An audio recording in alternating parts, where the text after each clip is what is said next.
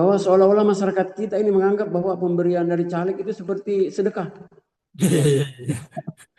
Kita ini kadang membenarkan pemberian itu, meskipun kita tidak tahu apa alasan mereka memberi kita, Iya, ya iya. hanya karena momen pilkada, tiba-tiba dia ada banyak orang yang sangat berjiwa malaikat, ya, Iya. ya.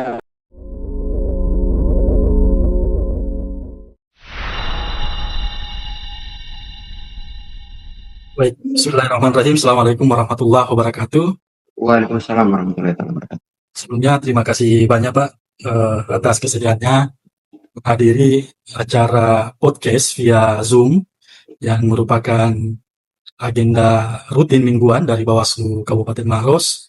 Ini bagian dari proses konsolidasi demokrasi dengan menghadirkan berbagai narasumber dari berbagai kalangan. Dan alhamdulillah narasumber kita pada hari ini adalah Dr. Muhammad Nurjaya SOS MSc.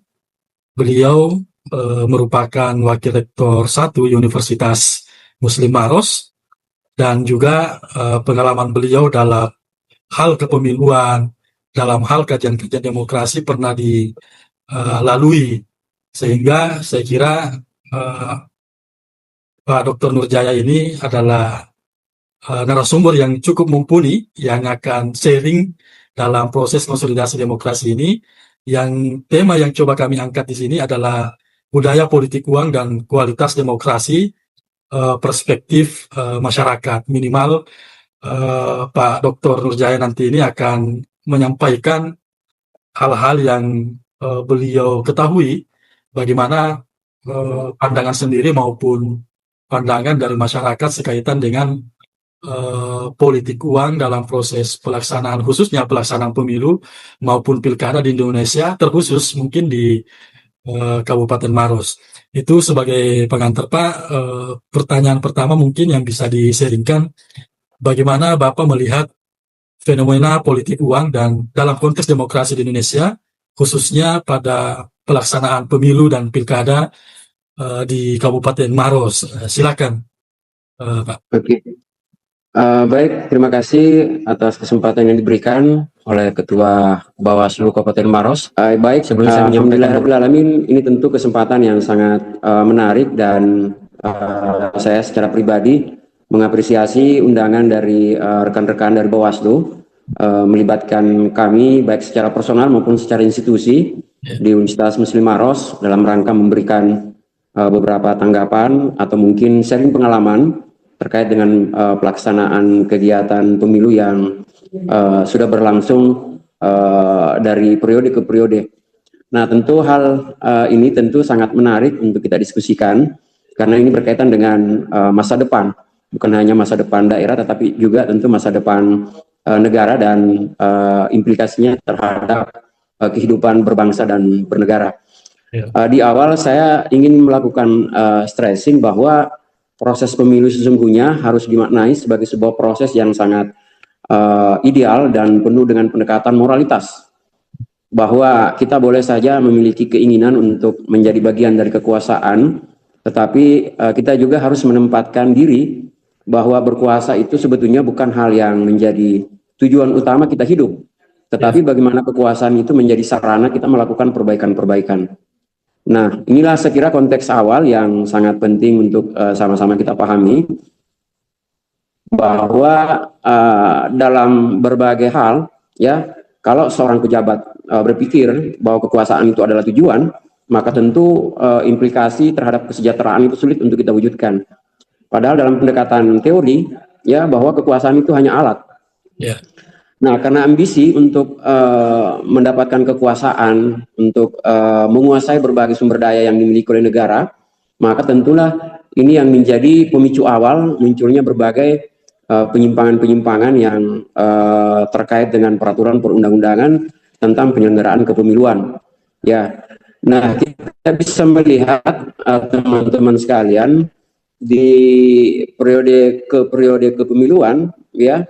Kalau kita menggunakan data tahun 2000 pemilu 2024 bahwa ada dua hal yang menjadi dominasi pelanggaran dalam penyelenggaraan kepemiluan. Di antaranya adalah money politik dan netralitas ASN.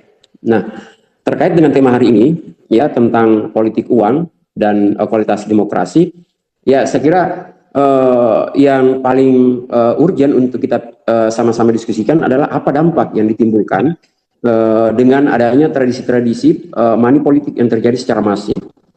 Ya.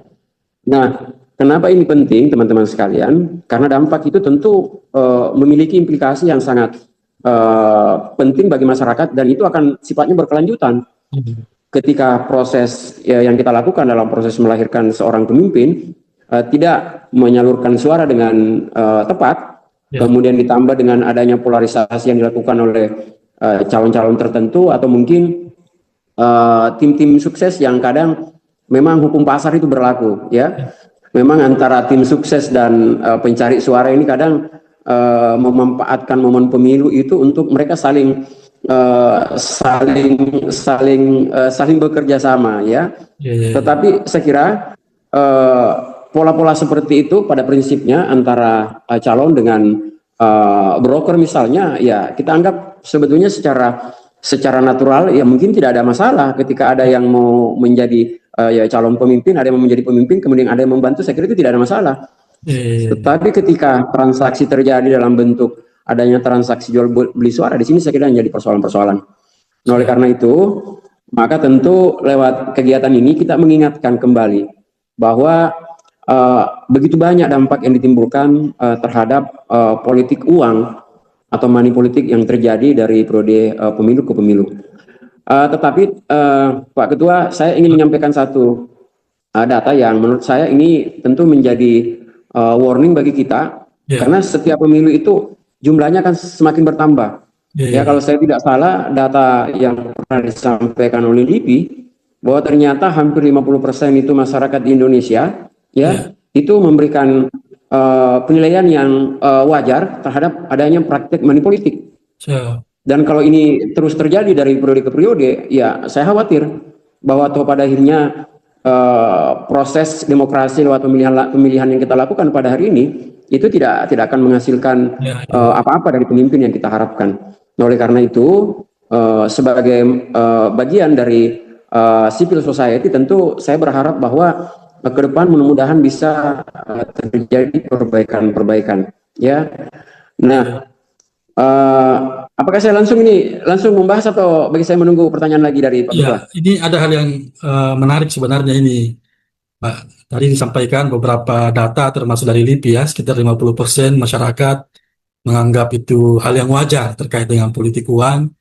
Maksud tadi Bapak telah menyinggung persoalan moral dalam proses kontestasi dalam pemilu maupun dalam pilkada. Yang ingin saya tanyakan, kira-kira yang menjadi faktor utama sehingga terjadi politik uang di tengah-tengah masyarakat ini, apakah punya kaitan dengan faktor ekonomi mungkin, atau faktor sosial, atau mungkin faktor psikologi masyarakat tidak enak kalau tidak menerima, kalau seumpamanya ada yang kasih. Bagaimana itu, Pak, kira-kira? Iya. Jadi kalau kita bicara tentang faktor-faktor penyebab, ya, mungkin secara sederhana saya katakan ada beberapa faktor. Ya, persoalan money politik sebetulnya harus dilihat dalam pendekatan yang multidimensi. Ya, bahwa keputusan orang memilih seseorang itu tentu ada alasannya. Ya, ada alasannya.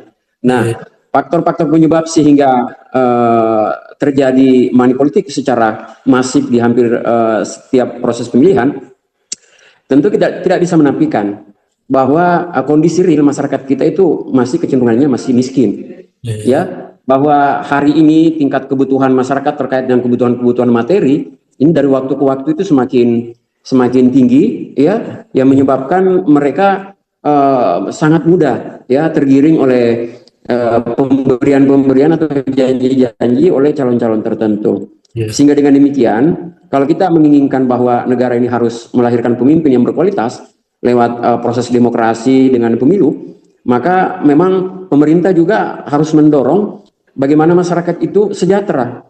Karena kenapa? Ketika masyarakat kita tidak sejahtera, ketergantungan mereka terhadap kebutuhan-kebutuhan sesaat masuk di masa-masa kepemiluan, ya mereka sangat mudah sekali terpengaruh dengan pemberian-pemberian itu.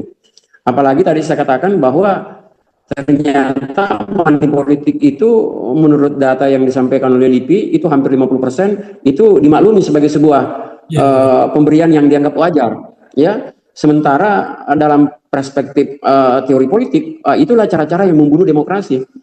Bahwa pemberian-pemberian sesaat yang tidak berkorelasi dengan moralitas untuk melakukan perbaikan ini tentu akan menjadi satu ancaman yang akan terus terjadi, ya, ketika kita tidak memang melakukan upaya-upaya secara multidimensi.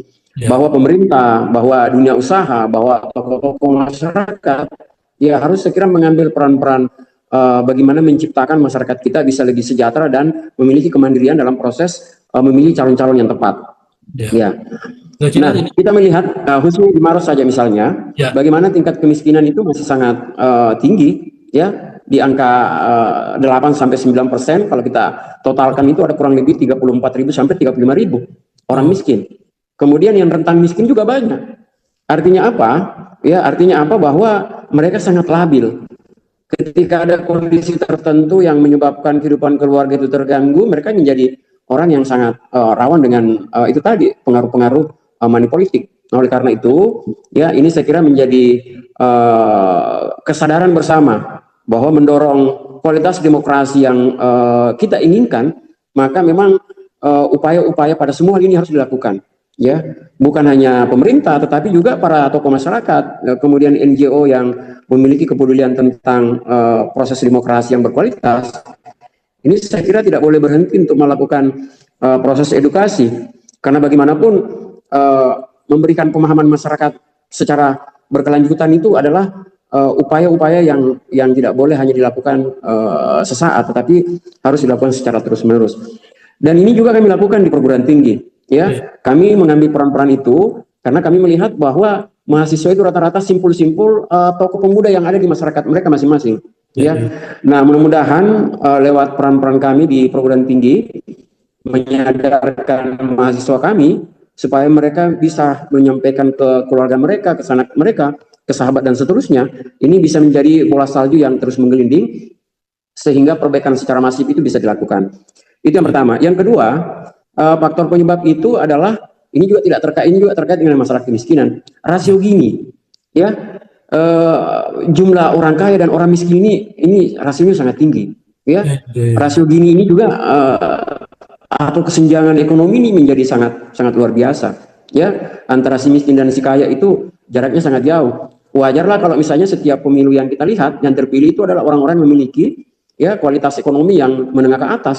Ya, kenapa? Karena mereka memiliki penguasaan sumber daya, terutama sumber daya keuangan dan penguasaan terhadap logistik yang kadang itu sangat menentukan juga pilihan-pilihan masyarakat. Kemudian yang ketiga faktor penyebab adalah kompetisi kandidat ini sebetulnya semakin hari semakin mahal, bahwa kandidat itu ya tidak bersaing hanya dengan antar partai tapi internal partai, gesekan secara internal partai itu sangat luar biasa. Malah kita melihat bahwa pertarungan antara caleg sesama caleg di partai itu jauh lebih sengit ketimbang antar partai, ya. Nah, inilah sebetulnya memberikan gambaran bahwa ideologi partai itu tidak kuat mengusung calon-calon yang bisa mewakili partai yang duduk di parlemen. Yang terjadi hari ini, partai memilih orang secara personal meskipun tidak memiliki ikatan secara ideologis dengan partai, tetapi memiliki kemampuan keuangan yang cukup, ya mereka lebih cenderung memberi kesempatan terhadap orang-orang yang memiliki kemampuan secara keuangan. Nah, ini tentu juga menjadi otokritik bagi teman-teman yang mengelola partai, ya, bagaimana proses kaderisasi diperkuat, memberikan pendidikan politik terhadap masyarakat lewat peran-peran partai ini ke depan harus dilakukan dengan baik, ya. Karena kalau partai hanya sekedar kendaraan, kemudian setelah itu sepertinya tidak punya korelasi antara tanggung jawab partai terhadap kinerja anggota dewan yang terpilih lewat partai itu, saya kira ini juga menjadi presiden buruk terkait dengan public trust terhadap partai. Oleh karena itu, ya, ini penyebabnya sehingga, ya, saya kira pertaruhan antara caleg di internal maupun antar partai ini memang sangat kompetitif, ya. Kemudian yang keempat, ya, penyebabnya adalah itu tadi saya katakan bahwa seolah-olah masyarakat kita ini menganggap bahwa pemberian dari caleg itu seperti sedekah. Kita ini kadang membenarkan pemberian itu, meskipun kita tidak tahu apa alasan mereka memberi kita, Iya, ya, iya. hanya karena momen pilkada, tiba-tiba dia ada banyak orang yang sangat berjiwa malaikat, ya, ya, karena kita juga tidak selektif, kita juga sebetulnya sudah terkontaminasi dengan pemberian-pemberian. Bahkan ya tidak jarang saya jumpai keluarga masyarakat, kalau saya bilang jangan kita terima itu, dia bilang ini sedekah, ini tidak boleh begitu. Dan ini sedekah dari anu ini, digerakkan hatinya oleh Tuhan untuk memberi kita ini. Ya, padahal sebelumnya orang ini tidak sedermawan itu. Ya, nanti ada pemilihan tiba-tiba banyak orang menjadi berperilaku seperti Nabi. Ya, dan saya kira itu juga menjadi lahan-lahan subur sehingga proses money politik itu terjadi di mana-mana. Saya kira yang penyebab terakhir mungkin yang sempat saya identifikasi adalah bahwa kita ini adalah negara hukum. Ya, ketika perangkat-perangkat hukum ya yang dimiliki negara tidak bekerja secara proporsional, ya saya kira kita tidak bisa berharap banyak, ya. Karena bagaimanapun masyarakat pada akhirnya, ya, kalau mereka ditegasi, ya, kemudian integritas para penegak hukum itu betul-betul dikedepankan, ya, saya kira mungkin kita butuh waktu tapi tidak lama. Tetapi yang jadi persoalan, ya, ketika penegak hukum juga oknum-oknum itu sudah terkontaminasi dengan dinamika yang terjadi selama ini, ya, saya kira kita agak sulit juga untuk mengurai ya bagaimana menciptakan pemilu yang berkualitas, ya, dan melahirkan pemimpin-pemimpin seperti yang kita harapkan, ya. Saya kira intinya, ya, tentu semua komponen mengambil peran-peran positif, tetapi di antara semua stakeholder yang ada, saya kira pemerintah lah yang paling utama bagaimana konsisten terhadap aturan yang ada pada semua lini, ya, baik itu pengawas maupun itu pelaksana dan seterusnya. Ya, saya kira ini harus dibangun sebagai sebuah kesadaran bersama kalau memang kita menginginkan kualitas demokrasi kita semakin baik ke depan. Saya kira itu Pak Ketua. Baik, ini kita masih punya waktu, Pak. Masih ada dua poin mungkin yang kita butuh sharingkan. Tadi sangat menarik dijelaskan secara gamblang sekaitan dengan faktor-faktor yang sangat multidimensi sehingga mempengaruhi terjadinya politik uang, baik dari unsur masyarakat maupun dari unsur pemberi. Pertanyaan selanjutnya, menurut Bapak, apakah ini praktik politik uang dalam proses pemilu maupun pilkada punya dampak atau tidak dalam memberikan kontribusi tingginya kasus korupsi pasca pemilu akibat mungkin biaya politik yang tinggi? Bagaimana itu? Apakah itu punya korelasi? Ya, ya, ya. Saya kira dampak yang ditimbulkan itu juga banyak, ya. Jadi efek karena adanya proses yang tidak berjalan ideal, maka hasil yang dihasilkan itu tentu juga memberi gambaran tentang kualitas yang dihasilkan. Nah, kalau kita bertanya apakah ini juga ada korelasi antara money politik dengan kasus-kasus korupsi yang terjadi pada hari ini, saya kira ini punya korelasi yang sangat kuat, ya, karena kita melihat bahwa kecenderungan ini bukan menjustifikasi secara umum, ya. Meskipun misalnya baru-baru ini KPK memberikan rilis survei hasil penelitian bahwa ternyata orang yang mengeluarkan uang banyak itu juga bukan berarti bahwa mereka semua yang masuk penjara hari ini adalah orang-orang yang mengeluarkan uang banyak. Tetapi irisan-irisan itu sangat kuat, ya. Irisan itu sangat kuat. Kenapa saya katakan seperti itu?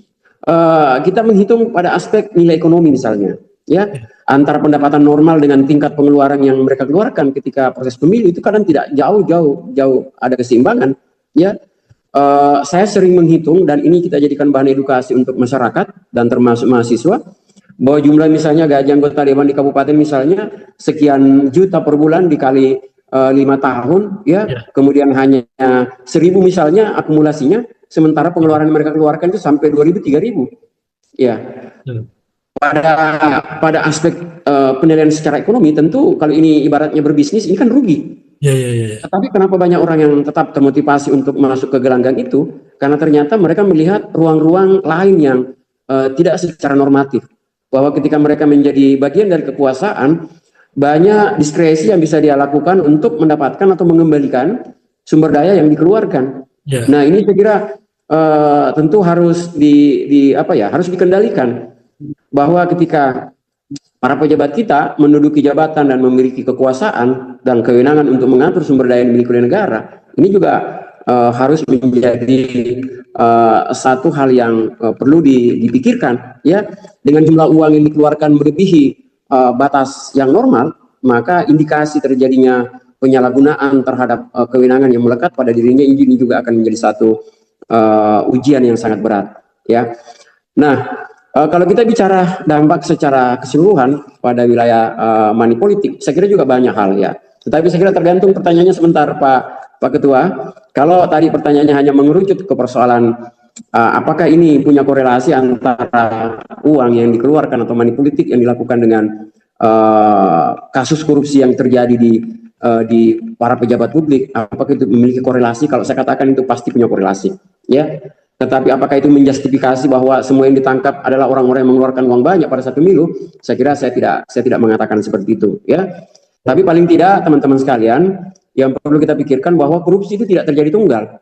Ya. Bahwa korupsi itu adalah mata rantai, ya. Jadi mata rantai korupsi itu adalah satu siklus yang juga memiliki kaitan-kaitan antara masyarakat, termasuk pejabat yang terpilih, ini semuanya memiliki keterkaitan, ya. Sehingga kasus korupsi itu, ya, tentu kalau kita sebut dengan extraordinary crime, maka yang harus dilakukan adalah extraordinary effort, ya. Ini kejahatan yang luar biasa, hanya bisa diselesaikan dengan upaya-upaya yang luar biasa juga, ya. Saya kira itu barangkali, Pak Ketua.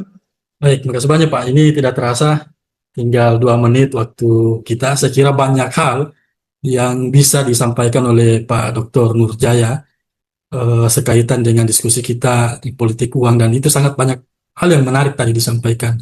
Namun waktu juga yang membatasi kita. Sebelum diakhiri mungkin ada pesan atau harapan yang bisa disampaikan oleh Pak Dokter sekaitan dengan bahaya politik uang sebagai closing statement. Silakan. Oke. Baik, terima kasih Pak Ketua Bawaslu Maros atas kesempatan memberikan closing statement.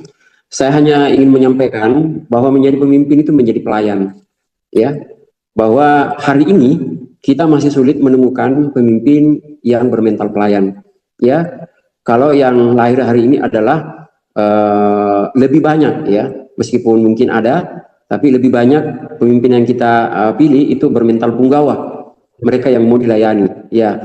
Nah, kenapa saya kira banyak orang baik tidak mengambil pilihan-pilihan menjadi bagian dari kekuasaan? Karena dia tahu bahwa menjadi pemimpin itu tidak lebih dari seorang pelayan.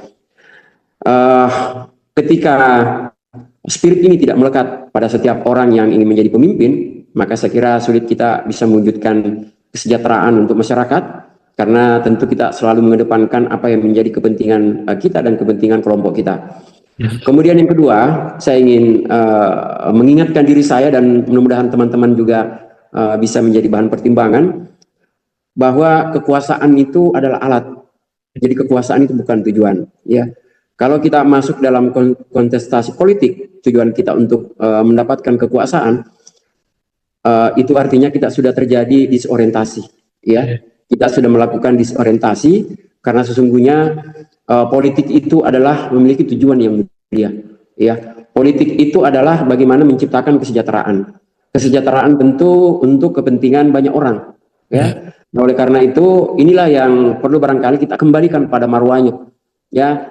Saya kemudian Pak Ketua juga belajar dalam ilmu politik pemerintahan, ya. Saya kira ini tantangan-tantangan yang harus kita sampaikan, ya. Persoalan itu ada perubahan secara signifikan atau tidak, paling tidak yang kita pahami secara ideal itu harus tetap tersampaikan, bahwa kekuasaan itu bukan tujuan tetapi alat yang digunakan untuk menciptakan kesejahteraan. Saya kira itu saja Pak Ketua, mungkin banyak hal kekurangan saya, dan mudah-mudahan kalau saya masih diberi kesempatan untuk terlibat dalam proses diskusi ini, tentu sangat baik sekali, dan saya senang dengan tema-tema seperti ini.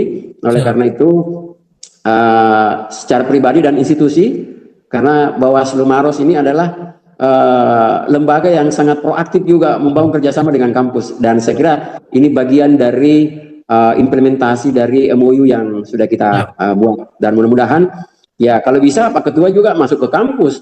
Siap. Ya, masuk ke kampus juga mengedukasi mahasiswa kami, dan tentu akan berbeda kalau Pak Ketua yang langsung menyampaikan sebagai praktisi di kepemiluan dibanding kami yang hanya banyak memberikan dalam pendekatan-pendekatan teoritis dan pendekatan-pendekatan hukum yuridisnya. Saya kira itu saja barangkali, Dokter. Terima kasih. Ya, terima kasih banyak Pak Dokter. Saya Ya, kira ajakan untuk masuk ke kampus itu, insya Allah kami dari Bawaslu sangat merespon, dan mungkin setelah acara ini saya bisa bersilaturahmi dulu ke kampus, cerita-cerita untuk bagaimana kontribusi Bawaslu bisa eh, sampai memberikan kontribusi pada mahasiswa di kampus, khususnya di Universitas Muslim Maros. Dan terakhir, saya kira dari diskusi kita ini sangat menarik, yang ketika kita bungkus menjadi satu kalimat, maka narasinya adalah politik uang ini adalah bagian atau salah satu yang mampu merusak demokrasi sampai ke akar-akarnya. ya. Sehingga politik uang ini menjadi tugas bersama, bagaimana semaksimal mungkin itu bisa dicegah dalam rangka meningkatkan kualitas demokrasi kita, khususnya di Kabupaten Maros. Terima kasih banyak Pak Dokter atas waktunya. Saya akhiri. Assalamualaikum warahmatullahi wabarakatuh.